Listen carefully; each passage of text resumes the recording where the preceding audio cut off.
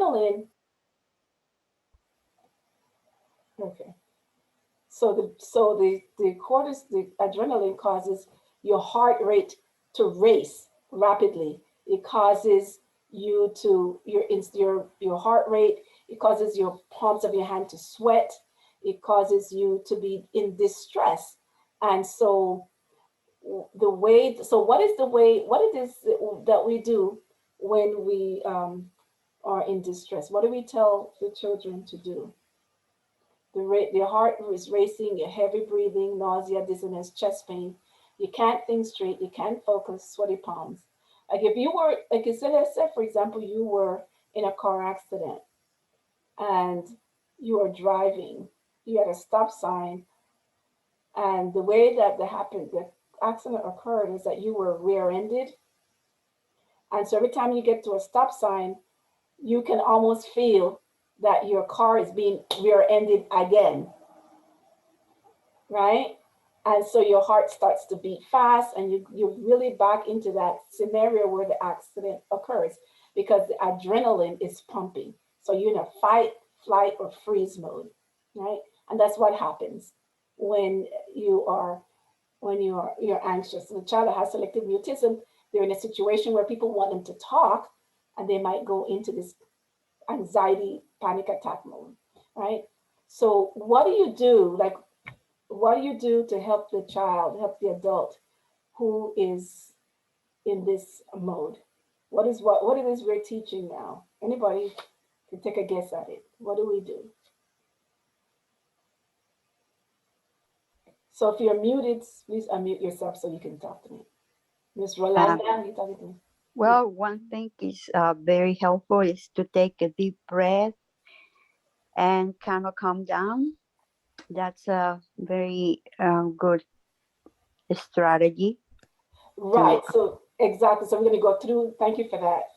We're going to go through the different strategies. But yes, I wanted to talk about because taking a deep breath is important because we say, "Oh, take a deep breath," and it sounds so trivial. Taking a deep breath sounds so trivial, but what it is about taking a deep breath that's helpful? Why do we say take a deep breath? Well, it helps you to calm down, and then um, you are more focused on your breath than on the situation or the thought. Then it kind of redirect your thinking.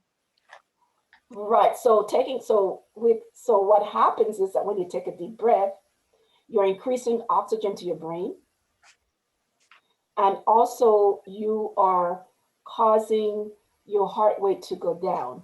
Taking a deep breath is to lower your heart rate because if you lower your heart rate, you're lowering the adrenaline pump, the adrenaline that's being pumped.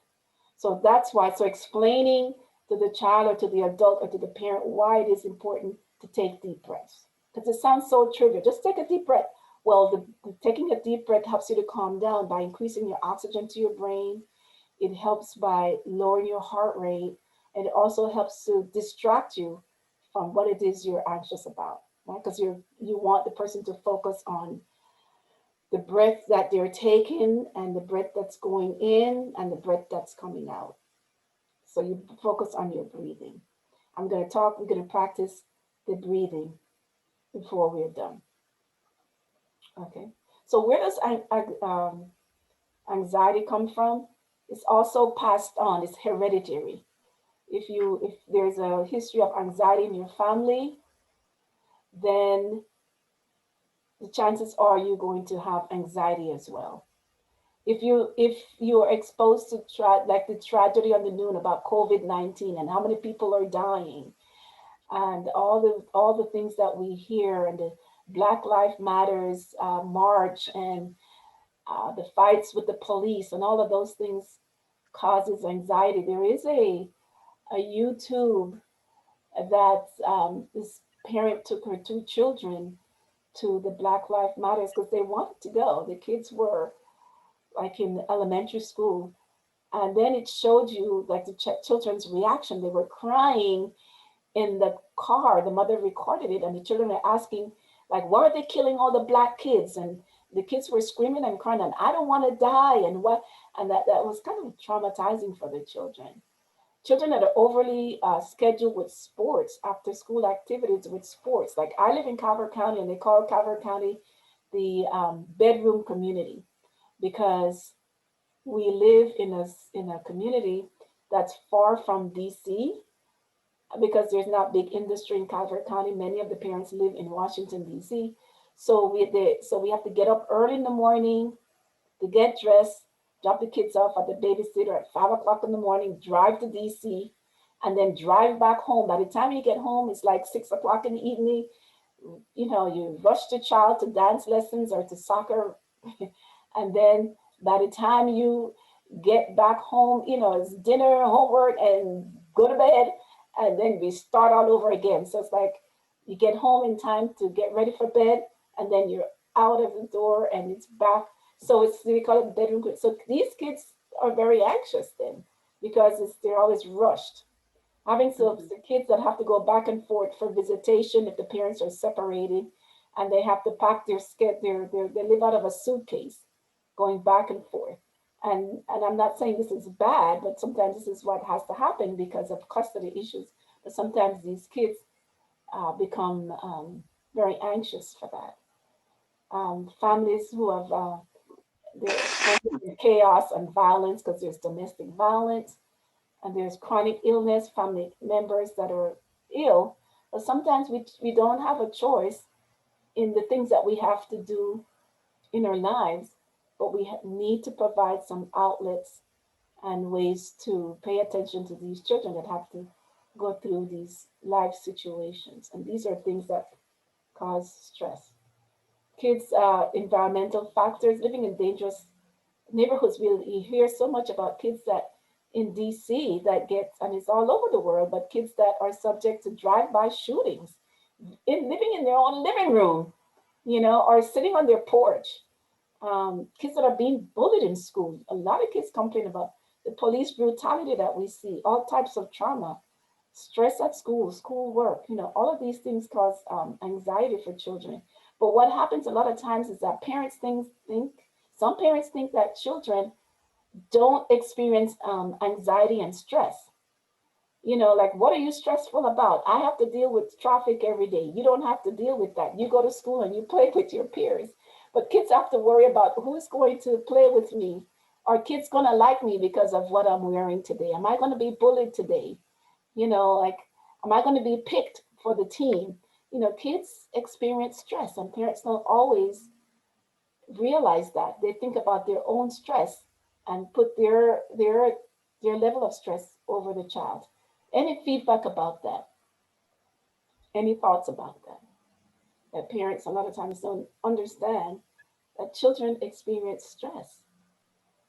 Um, this is I have a son that's 12 years old, Hmm. and it frustrates me sometimes that some educators fail to recognize the stress that children are under, Hmm. and they automatically assume that a reaction, acting out, is because of a behavior as opposed to an internal struggle the child is Exactly. having. Exactly. And even after it's communicated, this is my son's history, these are his, this is what it looks like, they are still frustrated when it comes out as a behavior. And here I am trying to educate myself, and everything you've said has been on point as an experienced parent, also with anxiety myself. Right, right, right. But it's you're right. It's stress, especially in Virginia with the SOLs. Just the level of anxiety I see even in students and children is I don't understand how some educators don't. Maybe, maybe because I'm hyper focused on my child. I don't have a Right, right, classroom right. Exactly. of 15 or 22. Right. But it is frustrating as a parent. Right. And I think now there's a lot of there's focus on socio-emotional part of it, and teachers are really learning now to help children identify their zones, their zones of emotion, the emotional regulation, and the different zones of emotions. And that there's a lot of teaching. The guidance counselors, even in daycare, kids are learning how to identify their feelings, talk about their feelings, and talk about the zones of regulation. Like, what zone am I in? I'm in the red zone, I'm in the blue zone, like with the street lights, and then what kinds of emotions and feelings go and what should I do? So kids are learning how to manage it. And as a parent, you can model for the child and teach the child how to help self-regulate. And so, is fortunately, this is just an hour and a half, but there's so much to cover that maybe we need a part two sometime. But so let me go back to, so thanks for sharing that. Okay. All right. So let's go on to the next slide. And so some of the ways that anxiety needs to be managed, it becomes a disorder when treatment is needed. So cognitive behavior therapy is one of the number one ways to treat anxiety. And cognitive behavior is changing the way you think to help you feel better. There's behavior therapy, there is meditation, yoga, relaxation, and breathing. So when children are in public school and you go to the gym, they're teaching yoga and they're teaching ways to relax, and breathing exercises as part of what they do. If it's out of control, then we have anti-anxiety medication and antidepressant medication. And there's some play therapy techniques I want to get to. All right, so Aaron Beck in the 1960s is the one that created cognitive behavior therapy to treat depression and anxiety. And so cognitive behavior therapy is a form of psychotherapy that teaches you how to think differently in order to feel better. All right, so my work on the ants, ANT, is based on the book Mind Coach that was written by Dr. Daniel Amen. And so it's an adaptation of his work. All right, so why ants? Why am I using ants, right? So let's talk about, let's talk about this. That's good. All right, so let's talk about ants. So let me ask you a question. If you were hungry in the middle of the night, and this is what Dr. Amen says in his book, right? He opens up. If you were angry in the middle of the night and you went to the kitchen, you tiptoed into the kitchen to get a snack. And when you turn the light on in the middle of the night, what you see on the floor is an ant, tiny ant on the floor. What would you do with the ant? You could put it in the chat or you could tell me. What would you do with the ant? Or would you do anything? What would you do? You saw a little ant. What would you do with the ant? Yes, Ron. Mr. Wood? Yeah, go ahead. Step on it. You would step on it. Okay, you get rid of it. Okay, anybody else? Come on. Don't be shy. What would you do? Squish it. You'll squish it, step on it, squish it. Anybody else? Set a trap. You gotta put it in the trap. You get an ant trap, right? Okay. Anybody else? Squish it, put in the trap. Someone might say, I might just observe to see where he came from and figure out if there's a colony. All right, okay, all right, okay. Turn the lights back off and run, right? Okay. Okay. Start looking to see if there are any more. Squish it. Okay, all right. Okay, good. So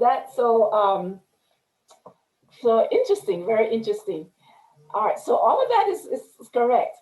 All right, so would anybody not do anything with it? Would anybody just let it be? No. No? Yeah. Okay, all right, okay. Because if you let it be, what would happen? What could happen? You keep coming back.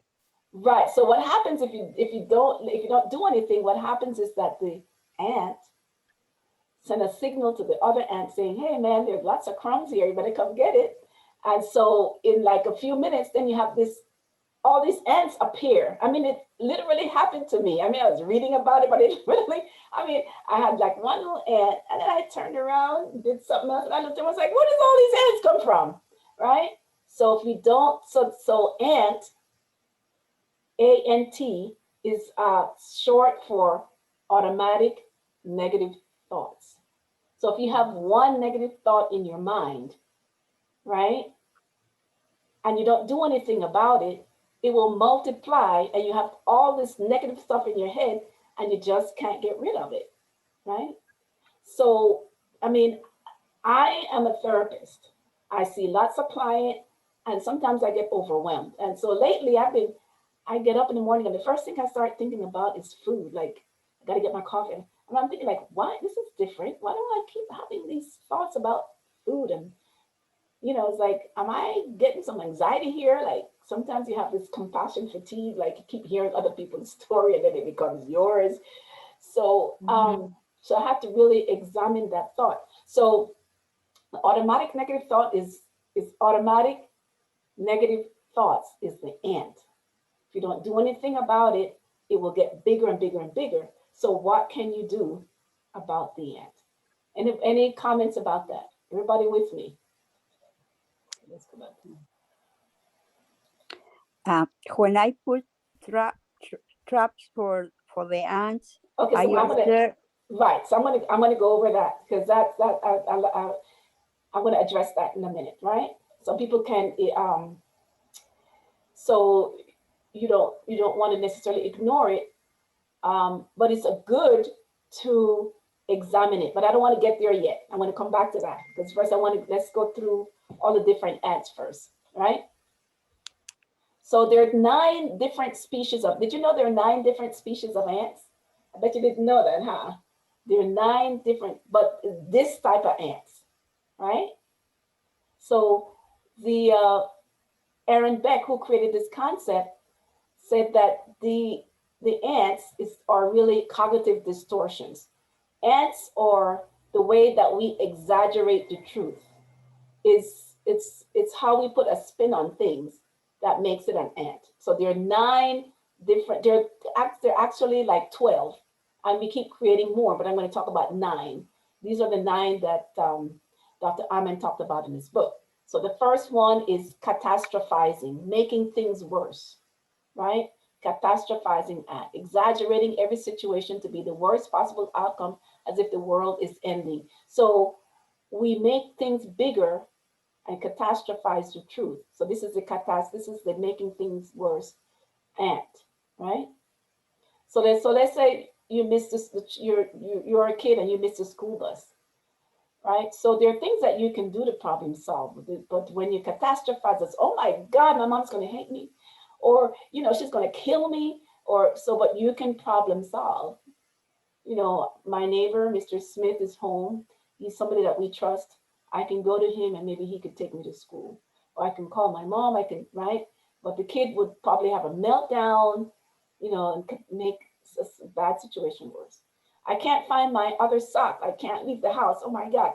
Well, the kids are wearing mismatched socks now, right? It's like not a big deal. Nobody's gonna see my socks if I have long pants on, right? So, oh no, I forgot my lunch. I'm gonna starve. Oh no, what am I gonna do?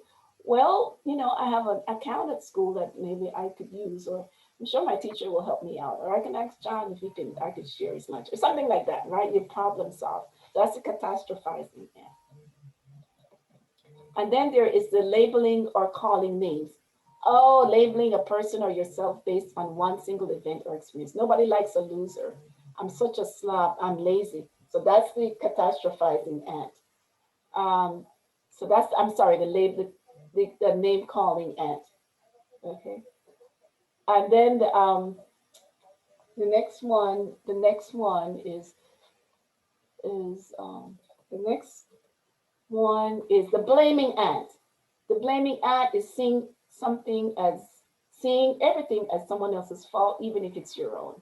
And we all do that, right? And so a lot of times kids do that.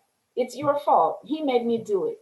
She got in the way. The teacher didn't tell me we had homework, right? So it's a red ant because it's the most common kind of ant. It's a blaming ant, right? So these are all the way we distort the truth, right? And causes us to have anxiety. All, nothing, or never, right?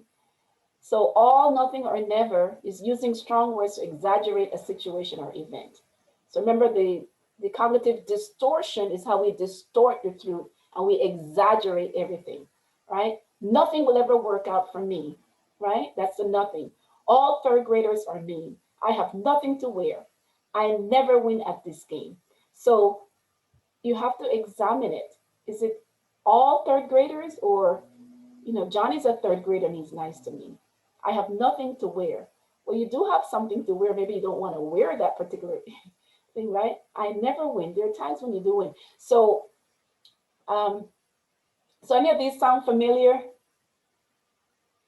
Yeah. Any of these sound familiar? Yeah. So we do that all the time, right? So the kids say, I have nothing to do. I'm bored. There's always something to do. I maybe you don't want to do it. Always thinking. The always thinking is the using always to exaggerate how often something really happens. You're always too tired to play with me. You're always late. You're always so mean, right? The always, but there are times when it doesn't really happen, but we exaggerate it. And then we get mad, fault finding, focusing on small negative details instead of looking at the big picture. Oh, that color doesn't go with your complexion. I did not clean the table good enough. He missed a button on his shirt. Looking for the little details and these kinds of things that we blow up and get anxious and worried about and cause us to be anxious.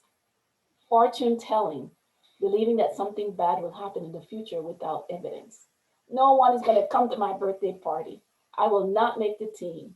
It will rain on my birthday, right? But we don't know that it'll rain unless we looked at the forecast.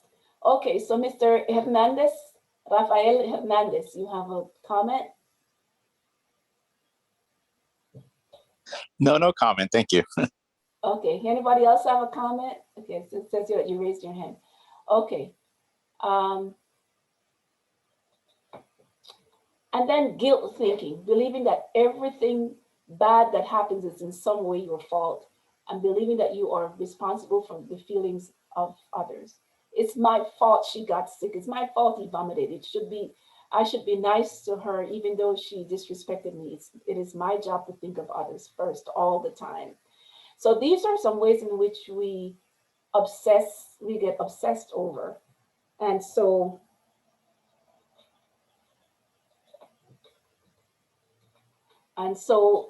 the cognitive triangle is thinking, Excuse me, I think we only did 8. I don't have a nice one. Oh, am I missing one? Let me see. Really? It's towards the end. Catastrophe. Okay, let me see. I have a chart right here.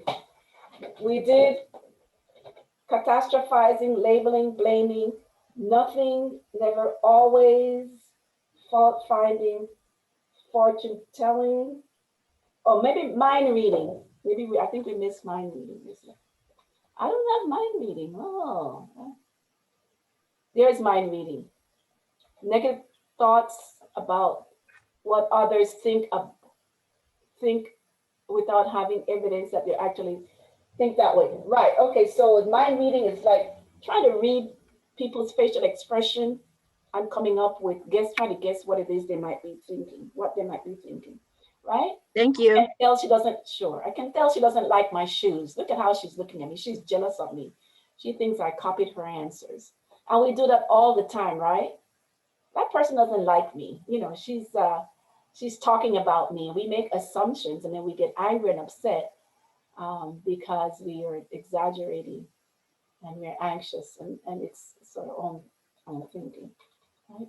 All right, so the cognitive triangle. So what we have to realize is what we think in our head, our thoughts determine our feelings. So if I am thinking that you don't like me because of how I'm thinking, I'm trying to read your mind, and I'm determining that you don't like me, how would that make me feel? If you think that I don't like this audience, that maybe you're not talking enough or something about you that I don't like, how would that make you feel? Anybody? Anyone? What feelings come up for you if you're thinking something negative about someone?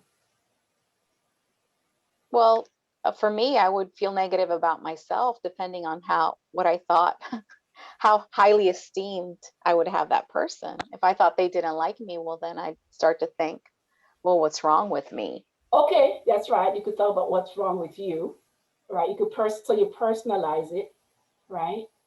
And Okay. so anybody else?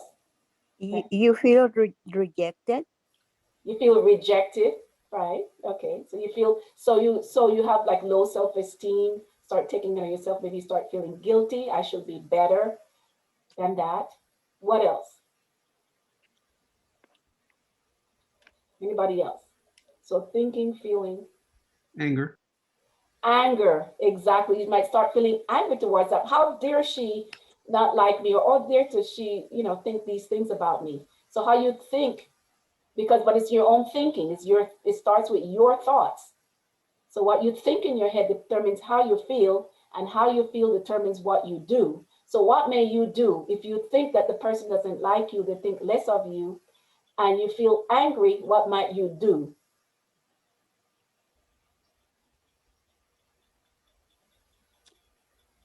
Lash out. You might lash out.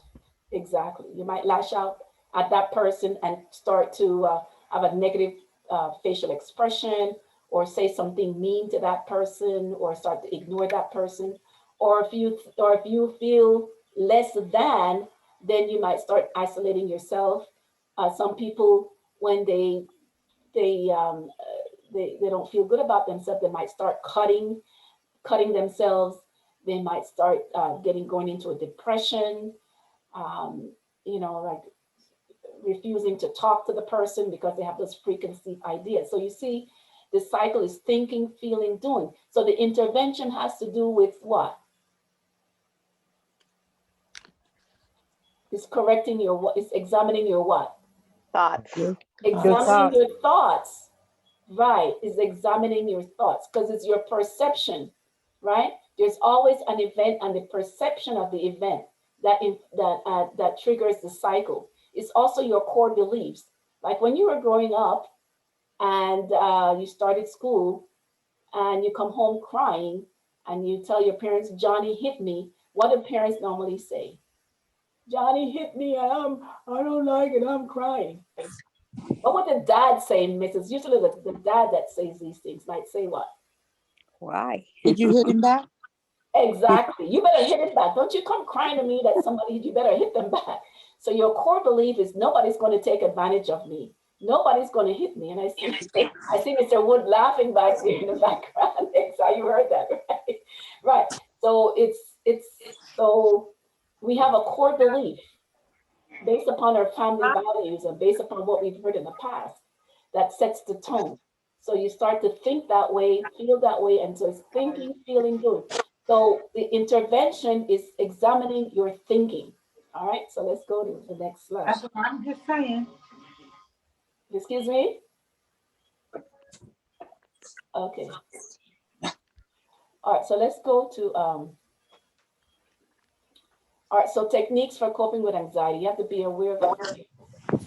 All right, so this is a slide that I wanted here. So in order to deal with those unwanted ants, those we call them cognitive distortions, those distorted thoughts. The first thing we want to do is to catch yourself having those negative thoughts. You have to catch yourself, because like I'm thinking like, oh, okay, I'm driving to work and I'm thinking, oh, I need to go get a cup of coffee, or I need to, get this, and I'm thinking like, okay, like I catch myself with, I'm so concerned about food all of a sudden. Why am I having these thoughts all of a sudden? You have to catch yourself having these thoughts. I don't think Susie likes me because she just keeps looking at me, right? And then once you catch yourself having these thoughts, you have to check the thoughts to see, do they make sense? Well, why am I thinking she doesn't like me? She doesn't know me. It's the first time she met me. And, like, why am I having these thoughts? Maybe she was having a bad day, or maybe I am over exaggerating, or maybe I didn't get enough sleep, I'm tired. Catch yourself having them, and then you have to check the thoughts. Do they make sense? When you check the thoughts, you may also check to see which ant might be putting a bug in your ear. which ant is putting a thought in your ear. So this is the I have this chart. I don't know if you can see this chart. Can everybody see this chart? Okay, so I have a chart with all the different ants in them. And so when I work with children or adults, I have them identify the ant, label the ant, because first you have to catch yourself having the thought, then you have to label the ant to check to see if it makes sense, but you have to check the ant to see which one is bullying you, right? Okay, all right. And So if you have run all those thoughts in your head, as you were saying, you keep running those thoughts in your head. But sometimes I notice if you just directly ask or a person sometimes to say like, are you okay with me or whatever, maybe that helps even better because then it squashes everything else. right, so that's also like checking the ant. That's a Yeah. check, right? First you catch yourself having it, then you check the ant. So check to see which one it is, or check to see, does that really make sense? You could check with the person, you Yeah. get some validation. That's another way of checking, right? That's another way of checking. And then the third thing, so you catch us being aware of it. Does it make sense? And then if it doesn't make sense, you want to turn it into an accurate thought, or get help for the thought. Okay, that's the key, is to change the thought. If it doesn't make sense, oh, I checked with her and she didn't even remember seeing me, or she looked at everybody the same way, so it just couldn't be just me, those kinds of things, right? And for me, I'm focusing on food, and I'm thinking, well, maybe one of the ants, so it would be, I would say it may be like the catastrophizing ant, maybe it showed up to make me aware that maybe I'm using food to manage my anxiety and I need to back up a little bit, right? Maybe the ant needs to warn me about something. Maybe the ant is saying, hey, you take a second look at what you're doing. Back up on the food. Maybe do some deep breathing and do some other techniques. After all, you're a therapist and you know how to do all these things, right? So maybe the ant is showing up because it has a message for you. It wants to warn you about something. Remember, I'm saying that all the ants, you don't necessarily have to get rid of it. Maybe you want to redirect it. And some ants you do have to get rid of because it might be something outrageous that doesn't even make sense. So you have to check it to see if it doesn't make sense, then you need to get rid of it. If it makes sense, then you need to do some interventions, right? Does that make sense? Yes. Yes, it makes sense. Yes. Right, so is it 3 C's that you really need to? Yes. Okay, all right. Okay. All right, so checking the ant is the most important because it may be a warning that you need to pay attention to your behavior. I am tempted to overeat. Catastrophizing ant shows up and gets, let me see if I can, and gets me to think about food. I am thinking, why am I maybe the ant needs me to pay attention to the fact that I may be headed for weight gain, and if I don't stop, could be a catastrophe. I'm already overweight and have high blood pressure. No, I'm not overweight and I don't have high blood pressure, but right. But it's just an example of how we can apply this information. That's a little extreme reaction. Well, people do have those extreme reactions sometimes. Okay, now how do I get this back to? Yeah, all right. So Amanda, you raised your hand. I did. I'm not sure if you're going to if you're gonna talk about this in a later slide, but I was wondering if we could hear a little bit about the timing of this process. Especially the work of the 3 C's, that all makes a lot of sense. And but in my experience, sometimes either professionals or parents trying to do that work in the moment when the person the anxious person is in fight, flight, or freeze, it leads to kind of that invalidating stuff, like you're fine, or they didn't mean it, or get over it. When really, you know, we're trying to change the ant thought. But I was wondering if we can talk more about and get some kind of practical information about the timing of doing that work, because Okay, right. Okay, so that, yeah, that's very, very good. Thank you for bringing that up. Okay, so all right, so let me just finish this segment and then we're going to get to that. But that's very excellent. All right, so what to say to yourself if the ant is not helpful? Who let the ants out? I'm bigger and stronger than an ant. A tiny ant can't bully me. Ants are not real. Thoughts can't hurt me, but I can examine them. Okay. All right. And so this is what you say to the ants after examining. I am busy. I don't have time for you. So some the ants that are not helpful, you want them to go away because they can get obsessed with these thoughts. And get out of here before I stomp on you. Who needs a friend like you? I don't need you in my life. Life is sweet. And then read my do not disturb sign. So like with children, you want to have playful ways of getting rid of ants. So we don't need this slide because gradual exposure. Parenting, okay, so let's get to the parenting skills, which is what I think the last person was looking for. All right, so what to teach parents, right? The first thing you want to do is you want to acknowledge the child is having this anxiety and going on and on. The first thing you want to do is acknowledge how they feel, right? Instead of saying, yes, you're going to be fine, there's nothing to worry about, there are no monsters under the bed, go to bed. You would say, so that you would acknowledge, this is really hard for you, you're having a hard time, you're having some bad thoughts right now, I hear you, and then go on. So we want to teach parents not to protect the distortion. Like, for example, reinforce a distortion. We not to over function for the child. Some parents would say, you know, there's nothing to worry about. Let me take you to the bathroom 100 times, as opposed to helping the child to gradually expose to that. You want to use empathy and acceptance. You want to coach the child to self-soothe and identify the self-soothe. Coach the child on how to talk back to ants. Facilitate exposure and seek evaluation by therapists if the child needs medication management. So again, after the child says, Mom, I'm scared, instead of saying there's nothing to be afraid of, be a big girl, be brave, you could say, I can see how upset you are. Let's do some deep breathing together.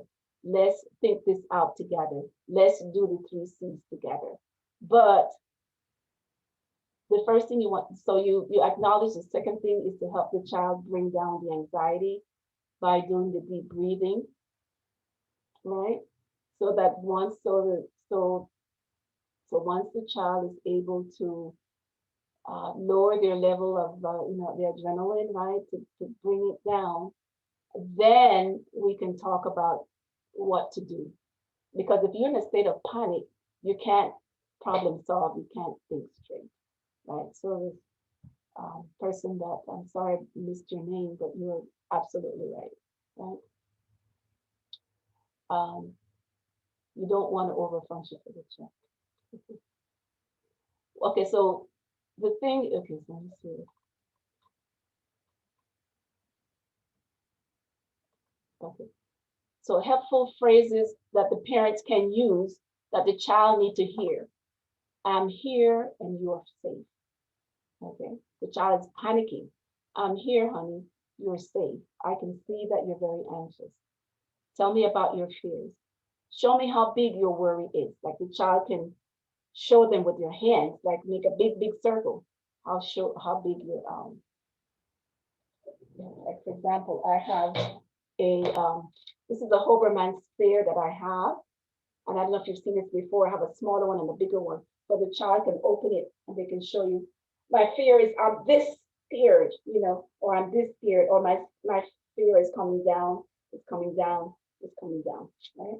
So the child can show you, if you have one of these, how big their worry is or their fear is, right?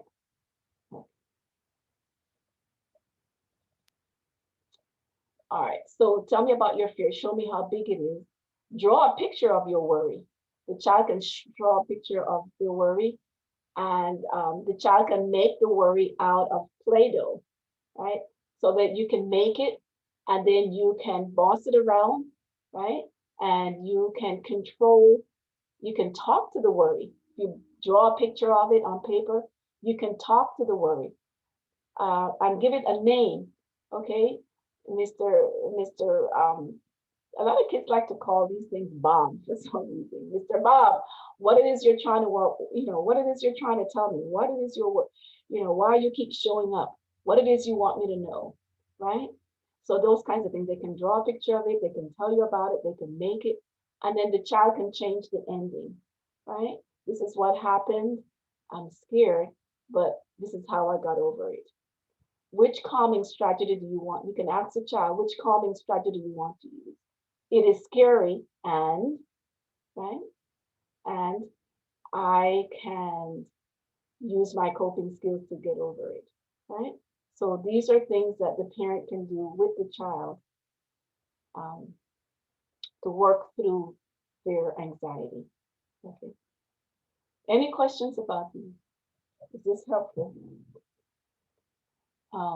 The parent can ask, what do you need from me? How can I help you? This feeling will pass. Don't let your brain get stuck. You are safe. You've conquered this before. You have a plan. So the person that made the comment just to go, what is it? Is this helpful? Is this what you're looking for? It is. Thank you. Okay. Amanda. I'm Amanda. Huh? Yeah, it was just coming. It wasn't coming fast enough, right? Okay. So Sonia, let me interrupt. This is Jan, just briefly. Yes. People have been asking, are they going to get a copy of the slides? Yes, I will send out the slides next week. I'll send out a copy of the slides. Okay? Thank you. You're Okay, welcome. Okay. What about the ant chart? Is that for purchase? Yes, that's for purchase. So my email is on in the beginning slide. Yeah. And I'll make sure you have it. Okay. Yeah. And I have you can contact me because I also have a card game, and the chart. Okay, so I want you to everybody to look at this. And so this is something, I didn't create this, but I went to a workshop and a lot of people are using it now, right? So to help the child calm down, let's do it together. Your thumb and your pointer, right? Let's get your thumb and your pointer. And what you say is, this too shall pass. This too shall pass. So you can say it. Let's say it together. This too shall pass. Another one that they've been using is, I can be calm. I can be calm. Okay?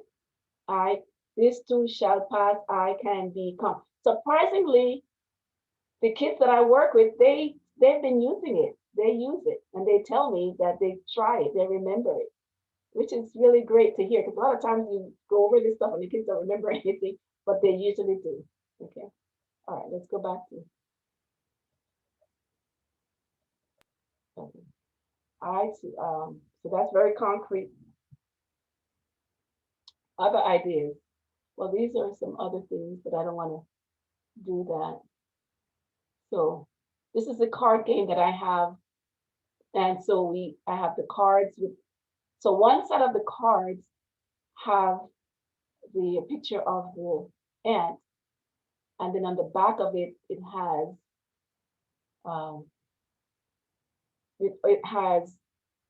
the meaning. And then I have other cards with the distortion. And then on one side, I have like the negative side, and then I have the positive side. So that's something else as well that I carry. All right. And then I have a homework sheet. So I can be working with older kids. I have the child and I explain it to the parent so that they can write down what happened, what was, because there's always an event. What did you say to yourself? Because remember, it's thinking, feeling, doing. So what is the event?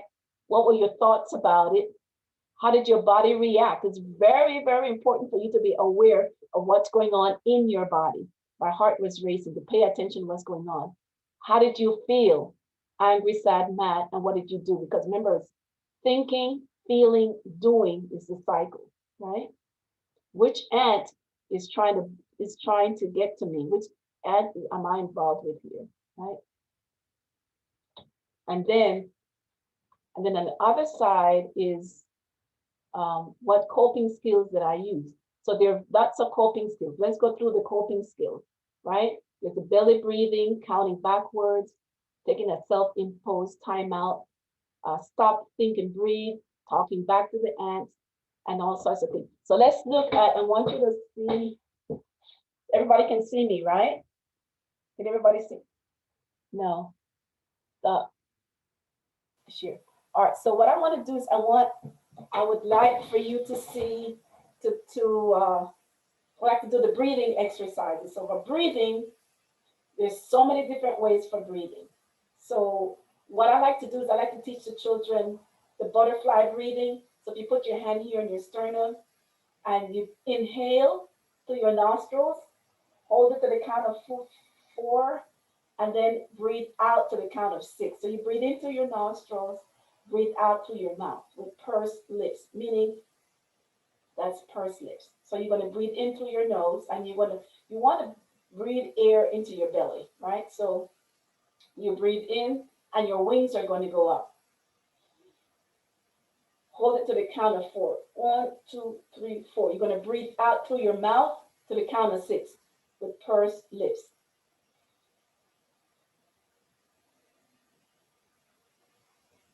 Okay, so again, you're going to breathe in through your nostrils. Hold it to the count of 4. 1, 2, 3, 4, and breathe out through your mouth. Well, when you breathe out through your mouth, imagine that you're pushing out all the negative thoughts, negative feelings through your mouth.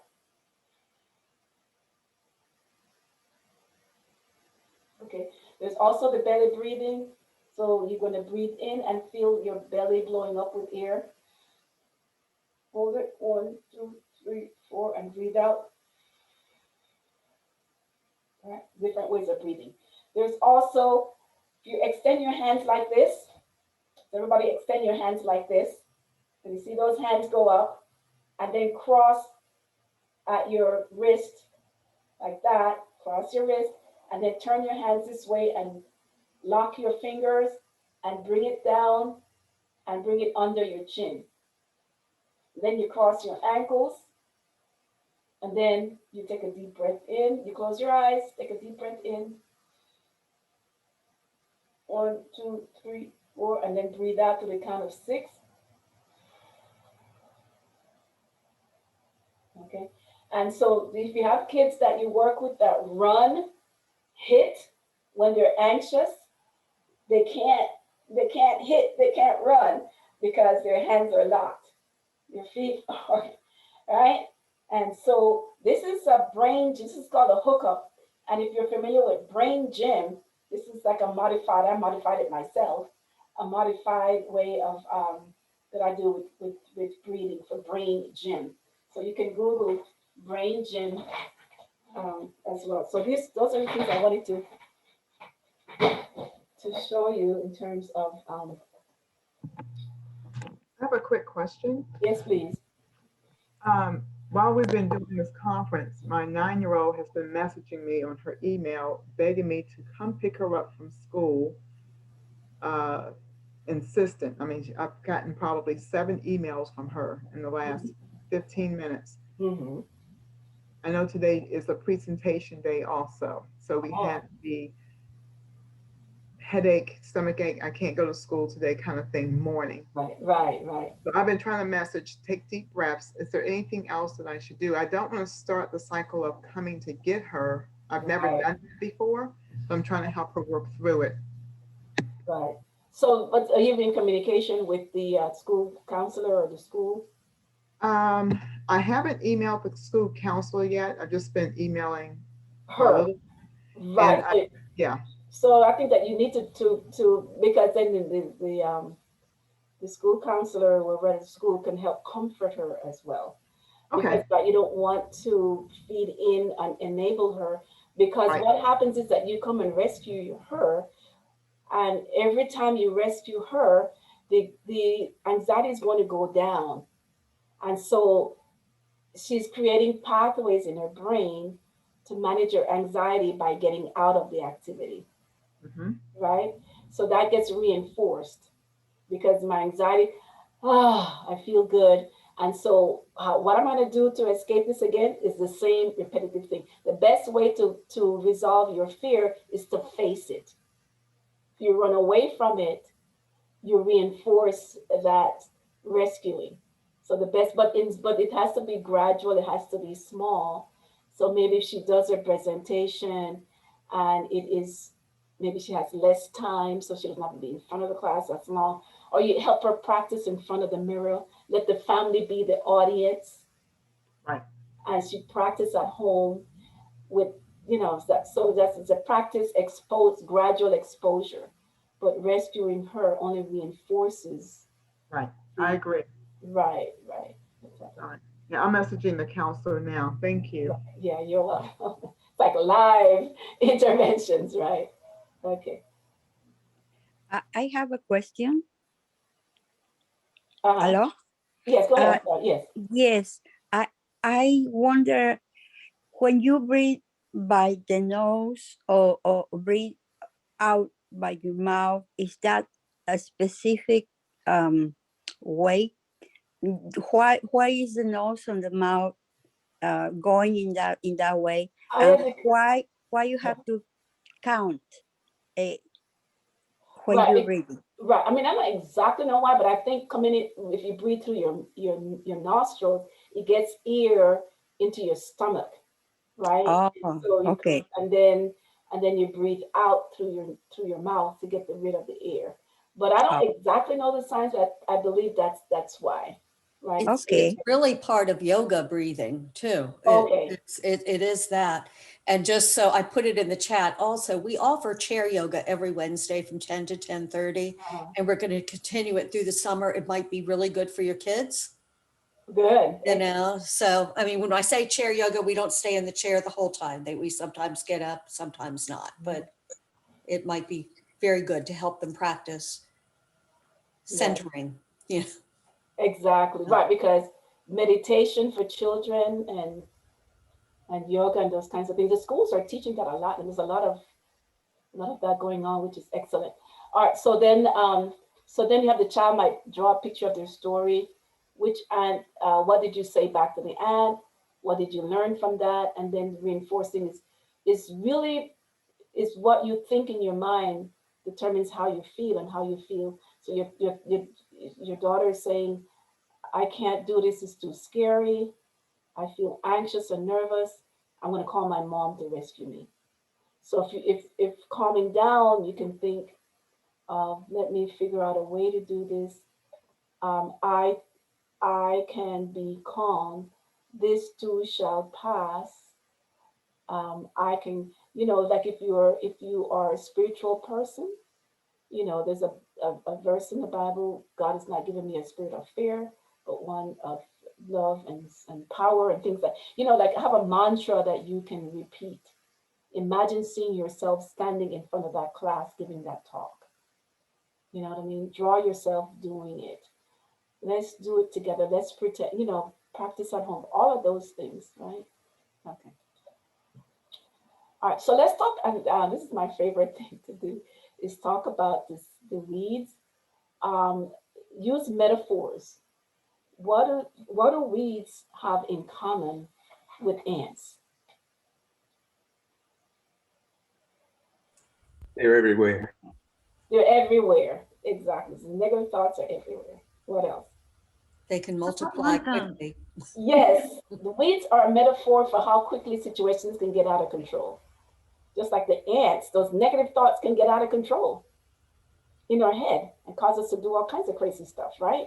So the weeds, like You could plant your garden and then tomorrow there are weeds, like they just pop up so quickly, right?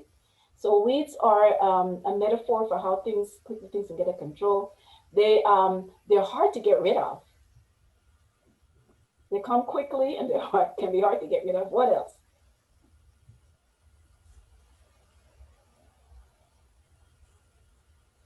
They're persistent, like They the take ant.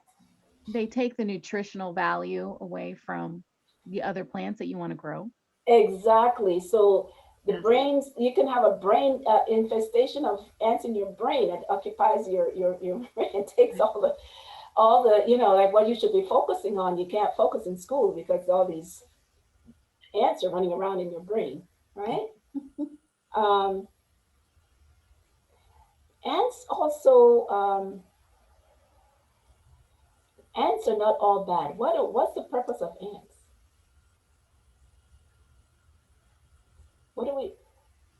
Sometimes ants eat some bugs off of some of the plants that we don't want, right? The ants also show up to warn us, because when you see an ant, a bunch of ants, what does it signal you to do right away? Besides getting rid of them, you want to get rid of what? The food that is attracting them. Exactly. Just like anxiety, all anxiety is not bad, because you need some anxiety to motivate you to get the job done. Like when you were in college or in high school and you had a project to do, you know, you had some anxiety about, okay, I got to get this done. All right, let me get going. Got to stay up all night, right? So we need some, because it pushes us. Well, the ants may not be all bad, because it's you got to clean the kitchen. You got to get those ants off the floor. You got to, right? Yeah, get that Kool-Aid that's stuck to the floor. Get it up before. So it's not all, but we have to examine it to see if there's some value in it, if there's something we need to pay attention to, so they can warn us, right? So just like the ants. So they pop up when you least expect. They're persistent. They may need to warn us about something. They're hard to get rid of. The other thing with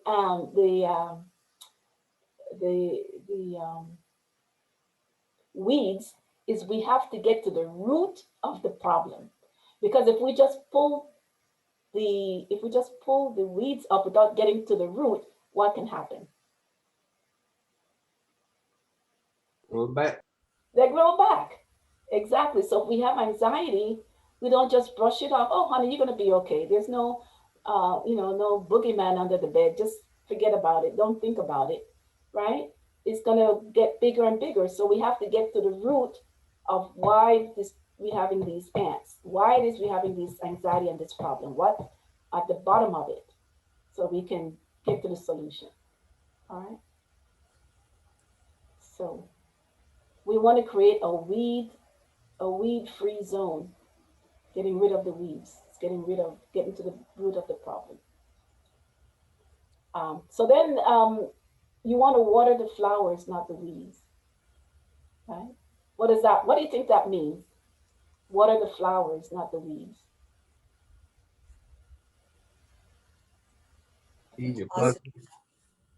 Yes. I said the positive thoughts, Exactly. You want to cultivate more positive thoughts, turn those negatives into positives. You want to water the flowers, not the weeds. Okay. All right. So there's so many different ways. These are some coping skills. Yoga. Sometimes you have to take some time away. Counting backwards, blowing bubbles are a way to, it's a tricky, sneaky way to get the deep breathing. This was the, the hookup I showed you. This is taking deep breaths, talking to an adult about how you feel, and squishing the ants that don't make sense. Okay. These are some worry dolls we made. So there's just so many different things helping. So this is a good book. I want to show you this one, What to Do When You Worry. Worry Too Much, A Kid's Guide to Overcoming Anxiety. This is a really good book to get, and it's going to be on the handout. All right. It's very, very helpful. Okay. So let's end there, because it's, I want to show you this. This is a t-shirt that I made. I guess part of my program that I have here, we do counseling, but we also have a therapeutic summer day camp. And every year our camp is based on a different theme. So several years ago, our theme was Who Let the Ants Out? And so when we go on our field trips, we wear our t-shirt and it has a different ant. So it's a really a fun time. We created a play, a stage play about the different ants. And that was several years ago. So the kids all learn about the ants and how to deal with their anxiety at the summer camp. But that was the theme that particular year. So I sell that as well. All right, so let me just quickly, before we sign off, I would like to get some feedback in terms of what, like if you could just share what's something that really stood out for you that you're not gonna forget. Because a lot of times we go to conferences and we learn, we go to webinars and then, we get the handout, we put it in a drawer and we forget about it. But what is something that you learned today that you're not going to forget? I think the finger play, it's like breathing. It's always with you, but it's a little different. And so I see that that might be something, that adults could use and children could use too. Okay. And like you say, and you're using a little muscle memory at the same time. Right, exactly. Okay, I like that. Muscle memory, right. Okay. Anybody else? I think this is amazing because really the children learn through play, through games. So when they can identify with some kind of a person or something, hero, whatever, and in this way the ants are really a way to put together that anxiety, that thought, and then it's great. I think that's very good. Yeah. Thank you. Right. I had a 14-year-old girl do the illustration for the ants for me. She did a really good job. Anybody else? I appreciate naming the names of the ants because really pinpointing the anxiety helps us to locate it and address it. Right. So that was very helpful. I appreciated that and the presentation. Okay, thanks. Good. Anybody else? So I hope that you, some people gave some comments in the chat, so that's helpful. Somebody. Okay, so somebody, I wanted to address this really quick. I may just observe to see where the ant came from, and if there's a colony, right? So that's being like a little detective to try to find out what is behind these thoughts. Why am I having these thoughts? What is it trying to warn me about? What do I need to know about myself? And then it's like, no, this is just, it's not making any sense. Let me change that thought. All right. So thank you so much. And thank you for your feedback and your engagement. And I hope that this was helpful and that these are practical things that you can apply. So thank you very much. Thank you, Sonia. You're welcome. And I will be back in touch, of course.